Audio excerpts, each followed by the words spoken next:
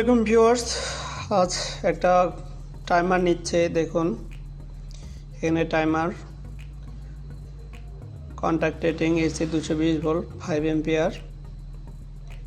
এখানে কানেকশন ডায়াগ্রামটা দেখুন, 1 এবং 3 এখানে কি অন অবস্থায় আছে এবং 4 হচ্ছে এনসি অবস্থায় আছে। 8 সাথে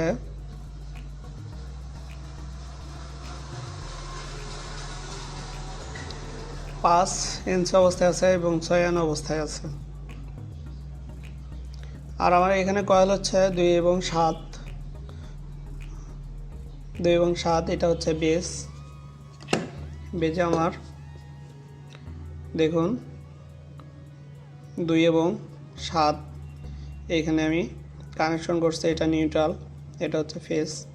এখান থেকে আমি একটা কমন শর্ট করছে, এটা হচ্ছে আমার কত 3। তাহলে আমরা ডায়াগ্রামে দেখছি এটা হচ্ছে 1 সাথে 4 এনসি অবস্থায় আছে এবং 3 আছে এন অবস্থায়। যখন আমার এই নির্দিষ্ট টাইম পরে আমার কানেকশনটা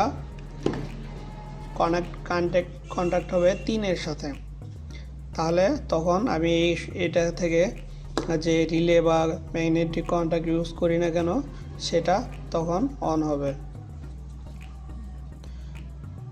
আমি চাইলে এখান থেকে যদি একটা রিলে অন করি তাহলে আমার সুইচ দেওয়ার সাথে সাথেই আমার এই রিলেটা অন হবে, বাট নির্দিষ্ট টাইম পরে এটা অফ হবে। এটার সাথে 3 নাম্বারের সাথে যেটা দেওয়া থাকবে সেটা অন হবে। এভাবেই মূলত টাইমারের কাজ করা হয়।